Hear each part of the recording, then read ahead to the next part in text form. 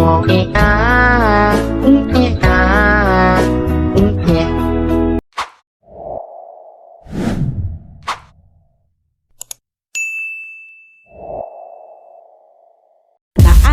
setelah itu polisi tidak menemukan rekaman Tuan Chen ataupun juga Nyonya Jang keluar dari kafe. Nggak ada. Hai, wassalamualaikum warahmatullahi wabarakatuh. Terima kasih sudah klik video ini. Di malam minggu ini aku akan kembali membawakan sebuah kasus kriminal yang pernah terjadi di Taiwan pada tahun 2013 yang lalu. Kasus ini adalah kasus penghilangan nyawa yang menimpa pasangan lansia tanpa anak yang sangat kaya raya. Meski nggak punya anak, pasangan lansia ini tuh menjalani kehidupan mereka dengan sangat harmonis sampai mereka ya lansia tadi atau lanjut usia. Tapi keharmonisan itu akhirnya sirna setelah mereka ini melakukan suatu kebaikan yang ternyata membahayakan hidup mereka sendiri. Nah, penasaran kebaikan apa yang sudah mereka lakukan dan kira-kira bahaya apa yang sedang mengintai mereka? Tanpa berlama-lama kita langsung masuk aja ke ceritanya ya. Check it out.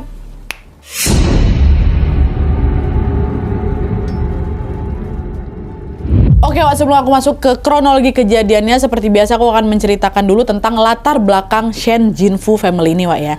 Jadi, Chen Jinfu family ini adalah awalnya terdiri dari sepasang suami istri, Suaminya namanya Chen Jinfu atau Tuan Chen, dan juga istrinya namanya Jang Changsu atau Jang.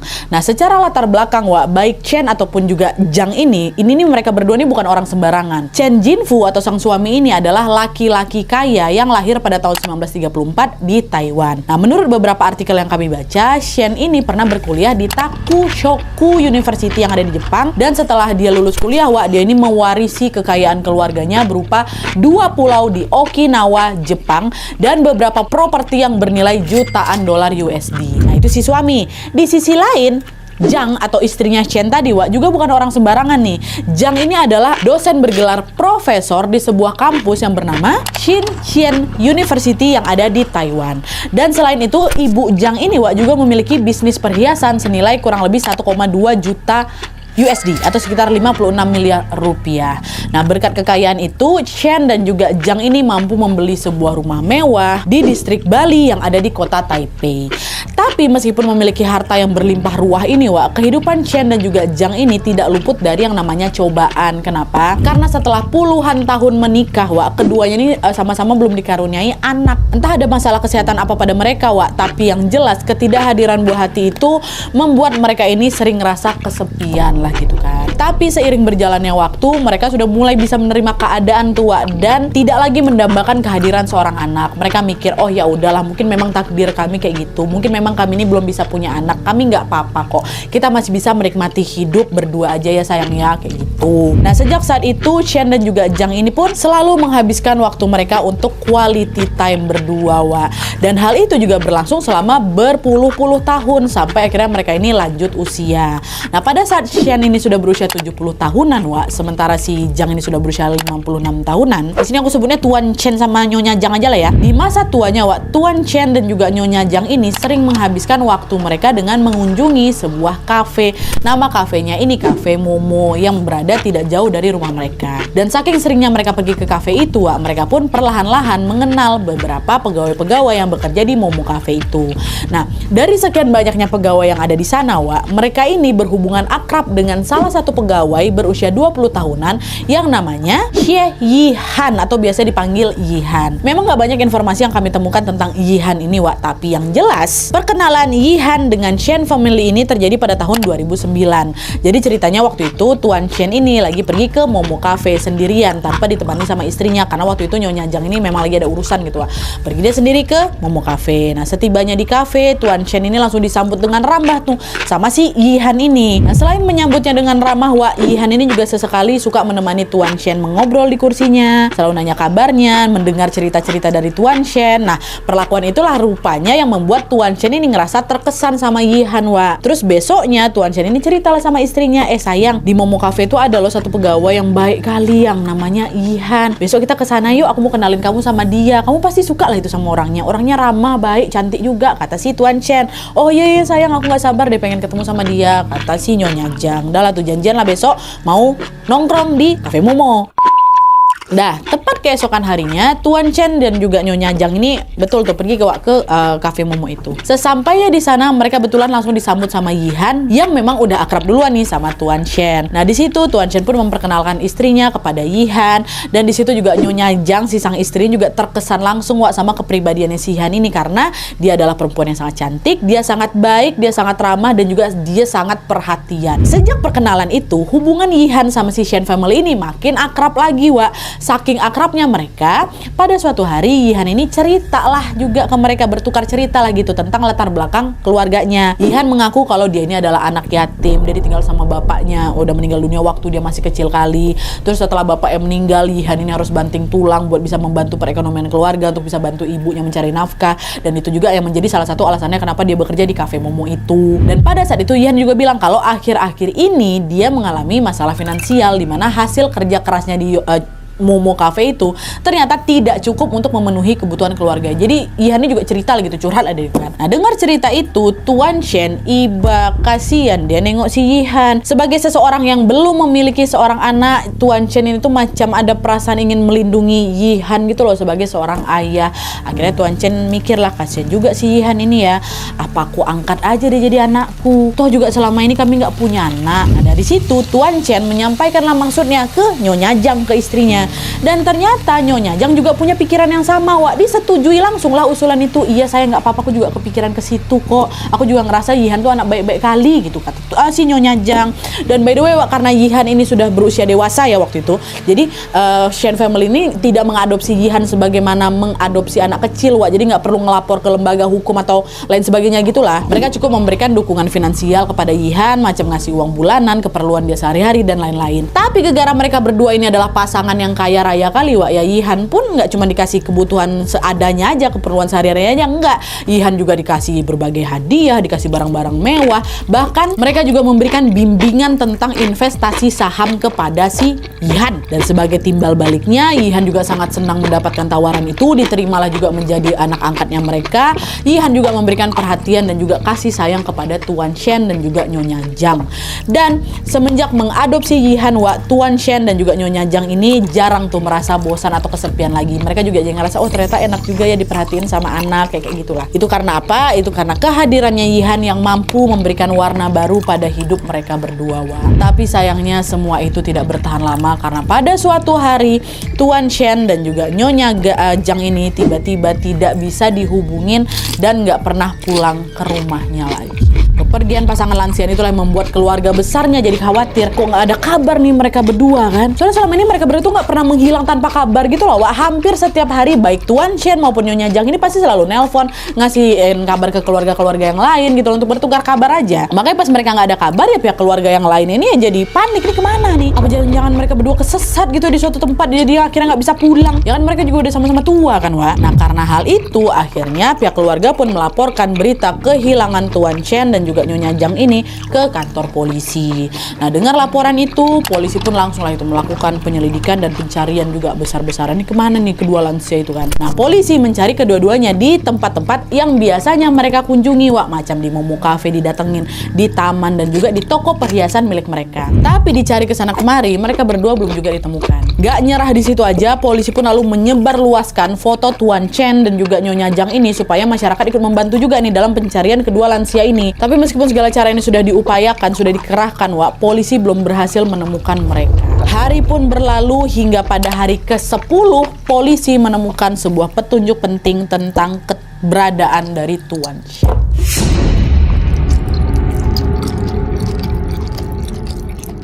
Nah jadi pada tanggal 26 Februari 2013, seorang wanita bernama Mo Yun lagi olahraga di area Tamsui River, Taiwan. Nah pas dia lagi olahraga jalan-jalan itu Mo Yun ini melihat dari kejauhan ada suatu benda tidak biasa yang mengapung di kolam mangrove.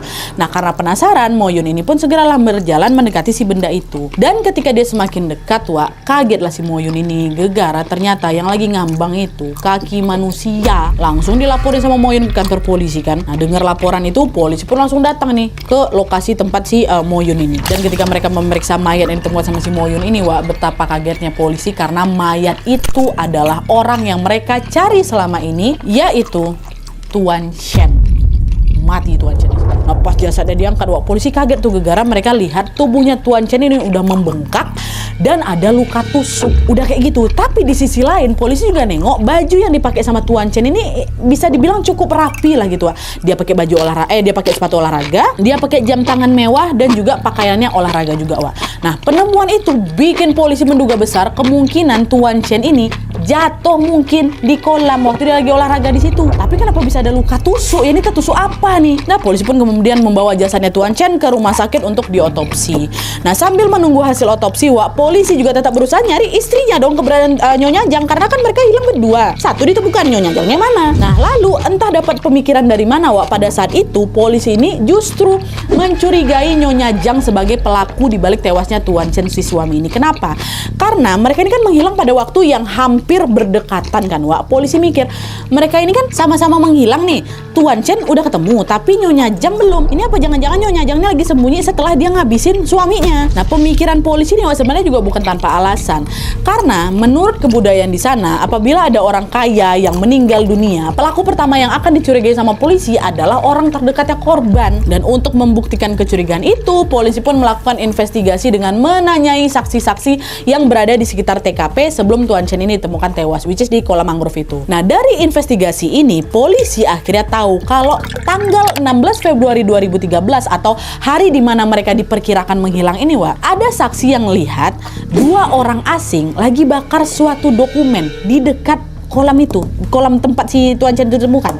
Nah sebenarnya si saksi ini penasaran, ini ngapain nih dua orang ini ngebakar-bakar sesuatu di situ kan? Tapi karena dia nggak mau ikut campur, akhirnya dia baliklah ke rumah, nggak ditanyai apa-apa, itu nggak dilaporkannya juga, nggak ditegurnya juga dua orang tadi. Nah selain kesaksian tadi, wak, di malam harinya, di hari yang sama juga ya, polisi mendapatkan informasi dari bank tempat Tuan Chen ini menyimpan uang, kalau ada orang yang berupaya mengambil uang dari akun bank milik Tuan Chen melalui ATM. Tapi upaya itu gagal karena si orang ini berkali-kali salah masukin nomor PIN sampai akhirnya ATM-nya Tuan Chen ini diblokir. Nggak berhenti di situ aja, nggak lama kemudian pihak bank ini didatangi sama seorang wanita muda yang mengaku sebagai anak kandungnya Tuan Chen. Padahal Tuan Chen nggak punya anak kan, cuma kan orang bank nggak tahu.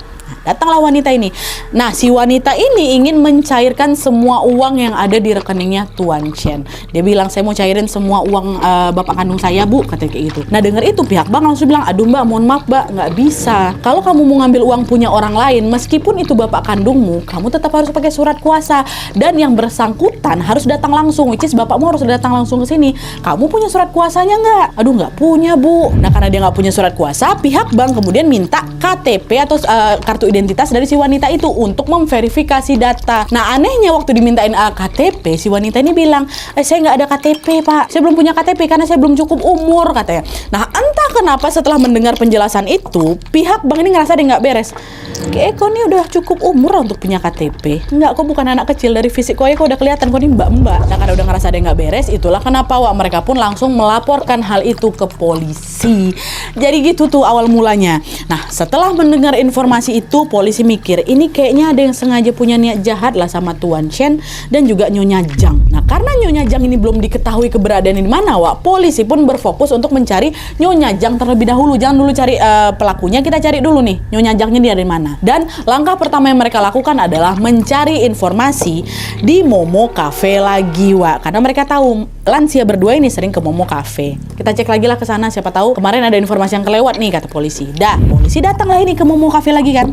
Setibanya di sana, polisi langsung disambut sama owner Momo Cafe, wak, bukan sama Yihan, sama owner cafe. Namanya Lu Binghang, laki-laki ya. Nah di situ Lu ini cerita kalau Tuan Chen sama juga Nyonya Jang ini sering memang pak datang sini dan dia juga sangat dekat sama karyawan saya namanya Yihan. Dan Yihan ini juga udah diangkat pak jadi anak angkatnya mereka. Nah barulah di titik ini polisi tahu, oh kalau Tuan Chen sama Nyonya Jang ternyata punya anak angkat. Nah di sana polisi pun langsung meminta izin untuk dipertemukan langsung nih sama si Yihan sama anak angkatnya. Siapa tahu dia tahu sesuatu atau jangan-jangan Yihan ini juga ikut menghilang. Tapi waktu itu si Lu ini atau si owner cafe ini bilang, nah pak kalau sekarang udah nggak bisa pak, udah beberapa hari Yihan tuh nggak masuk kerja, katanya dia lagi sibuk nyiapin acara pernikahan dia sama pacarnya pak, katanya nggak masuk Yihan. Nah karena polisi nggak mau pergi kayak gitu aja dengan tangan kosong, polisi pun berinisiatif untuk memeriksa rekaman CCTV yang ada di Momo Cafe. Nah coba saya minta izin cek CCTV ya.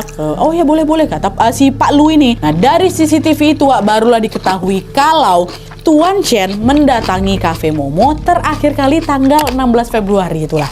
Nah, anehnya setelah itu polisi tidak menemukan rekaman Tuan Chen ataupun juga Nyonya Zhang keluar dari kafe. Nggak ada. By the way, waktu yang terakhir dilihat Tuan Chen itu sama Nyonya Zhang ya.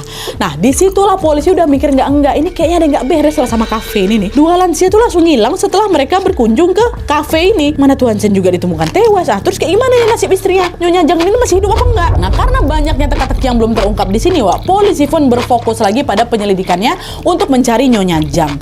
Tapi setelah beberapa hari berlalu, Wak, upaya itu belum juga membuahkan hasil karena mereka sama sekali tidak menemukan petunjuk apapun. Barulah setelah 1 minggu mengalami kebuntuan, polisi dikejutkan dengan sebuah berita tragis terkait Nyonya Zhang. Jadi ceritanya pada tanggal 2 Maret 2013, beberapa polisi pun berinisiatif untuk mengecek kembali ke TKP tempat Tuan Chen itu ditemukan untuk mencari tahu mungkin ada bukti juga yang terlewatkan atau petunjuk yang terlewatkan. Kita coba cek lagi di sana. Nah, pas mereka lagi melakukan penyelidikan di sana, Wak, tiba-tiba polisi melihat ada jasad manusia yang terbenam di kolam mangrove, tepatnya di area yang berlumpur, Wak. Ada mayat terbenam di situ. Polisi pun langsung periksa jasad itu, diangkatlah ke daratan, dan pas mayat itu sudah diangkat, dugaan polisi langsung benar, itulah dia Nyonya Zhang. Meninggal juga dia.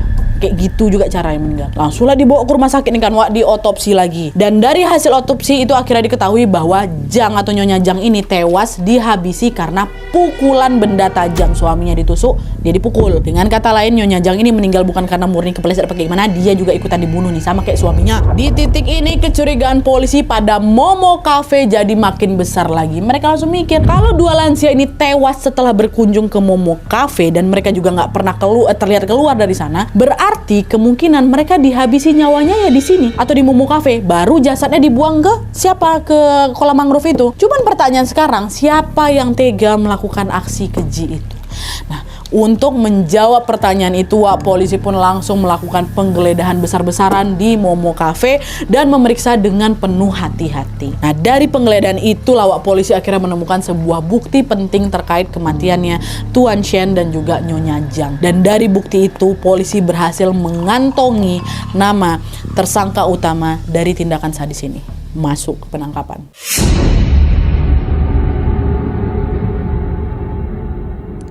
Jadi, Wak, ketika polisi mengecek setiap sudut demi sudutnya Momo Cafe ini dengan seksama, mereka menemukan ada 3 tetesan darah ada di dapur, Wak. Nah, tetesan itu kemudian dibawa ke lab forensik untuk diidentifikasi, dan gak lama kemudian akhirnya diketahui kalau tetesan darah itu adalah darahnya Nyonya Zhang. Ada di situ darahnya. Ngapain darah customer ada dekat dapur? Nah, dengan ditemukannya bukti ini, Wak, polisi semakin yakin lagi kalau Nyonya Zhang pasti dihabisi nyawanya di dalam Momo Cafe. Nah, bersama dengan itu polisi dia teringat lagi nih kabar dari pihak bank bahwa ada kan yang tadi dia bilang bahwa ada wanita muda yang ingin mengambil uang rekening Tuan Chen. Langsunglah polisi ini kayak kami tahu lah ini siapa pelakunya. Jangan-jangan dia anak angkatnya Tuan Chen ini, Yihan ini, kata si polisi. Dan kecurigaan polisi itu juga semakin besar lagi setelah mereka tahu bahwa Yihan lagi butuh uang buat nikah sama pacarnya. Pacarnya namanya Jui Fanglu, si Jui ya, Jui Fanglu. Dan FYI, Jui Fanglu ini adalah seorang pengangguran, Wak, dan katanya tidak bisa diandalkan dari segi finansialnya lah gitu. Dia lagi butuh uang. Habis itu ada wanita datang, ciri-cirinya mungkin sama kayak si Yihan, mau ngambil uangnya Tuan Chen. Nah, untuk memastikan dugaan itu, Wak, polisi pun lalu mengambil fotonya Yihan, dikasihlah ke petugas bank.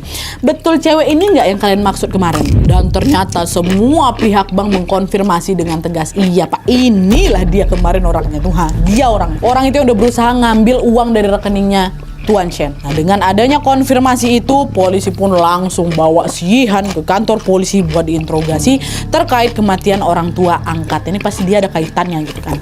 Nah, tapi waktu diinterogasi itu, Wak, Yihan malah bikin pengakuan yang lebih menghebohkan lagi. Kalian tuh apa? Dengan santainya Yihan bilang, iya Pak, saya pelakunya.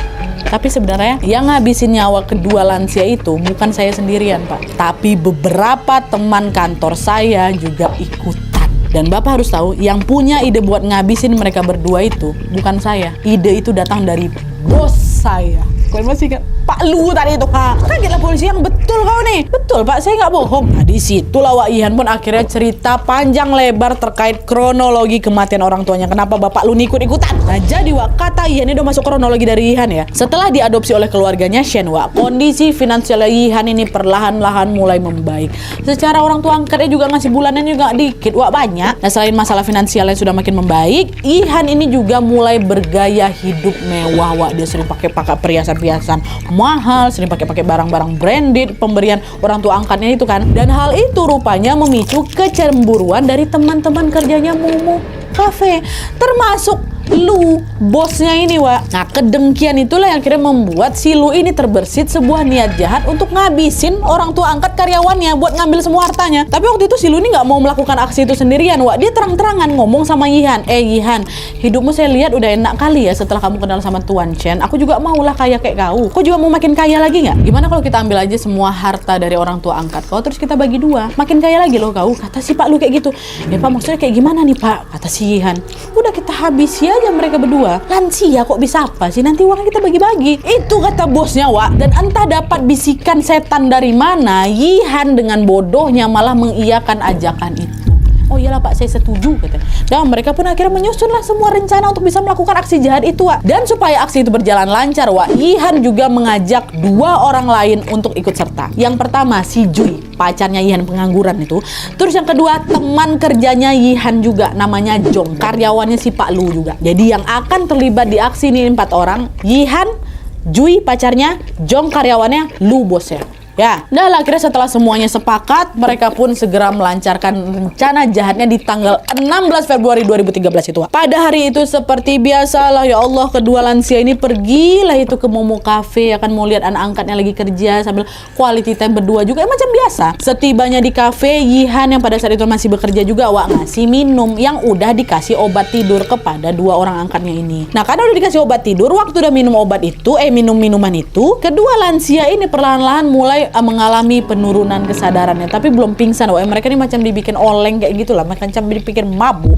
Nah di momen ini Ihan langsung ditodong, langsung macam dirampoknya nyonya Jang Wak. Dia langsung terang-terangan, sini kasih tahu aku pin ATM kau berapa. Langsung kayak gitu, langsung berubah dia Wak. Langsung nggak sopan sama sekali gitu loh, langsung bentak-bentak si nyonya Jang itu. Nggak mau lah nyonya Jang kasih. Nah nggak nyerah di situ, Ihan beralih lagi ke Tuan Chen, kasih tahu berapa pin ATM kau. Sama juga Tuan Chen tetap nggak mau buka mulut, nggak mau ngasih tahu pin ATM-nya berapa. Yang ada Wak, dengan sisa-sisa kesadarannya Tuan Chen ini ngamuk. Kamu jangan kurang ajar ya. Kamu kok berani giniin kami? Kami lo udah nganggap kau kayak anak kami sendiri. Kami udah ngasih kamu banyak uang perhiasan, berani-beraninya kamu ngerampok kami kayak gini, kata Tuan Chen Wak. Nah nengok dia dimarahin kayak gitu sama Tuan Chen, nggak terima Ihan Wak, memuncak emosinya. Nah dengan gelap mata Ihan pergi ke dapur, diambil pisau, ditusuk ya Tuan Chen sampai Tuan Chen tewas kat situ. Nah setelah Tuan Chen tewas, baru giliran Ihan ngabisin nyawanya nyonya Jang Wak pakai pisau yang ada di tangannya. Jadi yang newasin mereka berdua Ihan.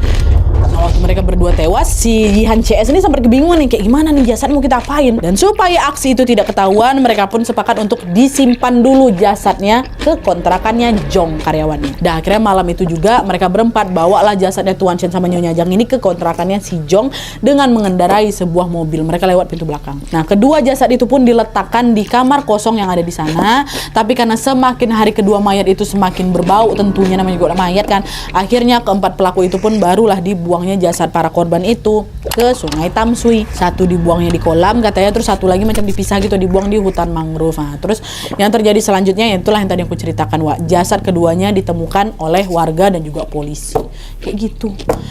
Astagfirullahaladzim. Nah mendengar pengakuan itu Wak, polisi pun langsung dengan mantap menetapkan keempat pelaku ini sebagai tersangka penghilangan nyawa Tuan Chen dan juga Nyonya Jang Wak. Dan atas perbuatan itu si Yihan ini ya, anak angkat nggak tahu diri ini, anak angkat dari korban ini, dijatuhi hukuman mati oleh pengadilan Taiwan. Sementara si Jui pacarnya, Jong kawannya, dan juga Lu bosnya ini aku nggak nemu informasi dari sumber manapun tentang hukuman yang mereka terima. Kalau kalian tahu tambahin aja di bawah. Dan setelah dijatuhi hukuman mati, Yihan sempat ngubah pengakuannya tuh supaya hukumannya dikurangi kan. Salah satunya si Han ini bilang kalau selama ini saya sudah menjalin hubungan romantis sama Tuan Chen, sama ayah angkat saya. Terus Tuan Chen ini janji mau ngasih saya uang, tapi waktu ditagih Tuan Chen ini ingkar janji. Dia udah apa-apain saya kayak gitu. Saya nggak mau lah kalau misalnya saya disia-siakan kayak gitu, makanya saya minta uang. Waktu dia ingkar janji itu makanya saya marah Pak. gelap mata, saya habisi nyawanya dia. Tapi untungnya keterangan itu tidak dipercaya oleh hakim maupun jaksa Taiwan karena mereka tetap kekeh menjatuhkan hukuman mati sama si Yihan atas perbuatan yang sudah dia lakukan. Oke Wak, jadi itu tadi kasus penghilangan nyawa yang menimpa pasangan lansia di Taiwan Wak. Kasus ini bikin aku kasihan kali sama Tuan Shen dan juga Nyonya Jang. Oh astagfirullahaladzim. Wah, niat mereka tuh baik kali loh. Mereka mengadopsi Yihan sebagai anak angkat dengan tujuan mau membantu Yihan yang udah curhat, ada masalah finansial dan lain sebagainya. Tapi yang dibantu nih kok yang nggak tahu diri itu loh. Dari kisah ini tuh kita seolah-olah diingatkan untuk selalu berhati-hati dengan orang baru yang masuk ke kehidupan kita, Wak. Baik sama orang tentu ya boleh, bahkan itu kewajiban kita kan. Kita harus baik sama semua orang. Tapi pastikan kalian tahu batasnya sampai mana, karena kita nggak pernah tahu Wak, apa yang ada di dalam hati manusia. Tapi semoga kita semua yang lagi nonton video ini selalu didekatkan dan dijumpakan dengan orang-orang baik dan dijauhkan dari orang-orang yang berniat jahat atau berpotensi merugikan kita. Jauh-jauhkan kami ya Allah dari orang-orang yang nantinya bisa merugikan kami. Semoga Allah senantiasa melindungi kita semua Wak ya. Amin ya rabbal alamin. Oke Wak, jadi sekian dulu videonya. Terima kasih banyak yang sudah menonton. Kalau kalian suka video ini, klik like-nya. Jangan lupa komen di bawah untuk ide dan saran-saran untuk selanjutnya. Jangan lupa nyalain notifikasinya supaya kalian tahu kalau aku upload video baru. And as always, jangan lupa untuk klik tombol subscribe supaya kalian sama-sama tahu informasi menarik dan menegangkan dari channel aku. See you next video Wak. Bye.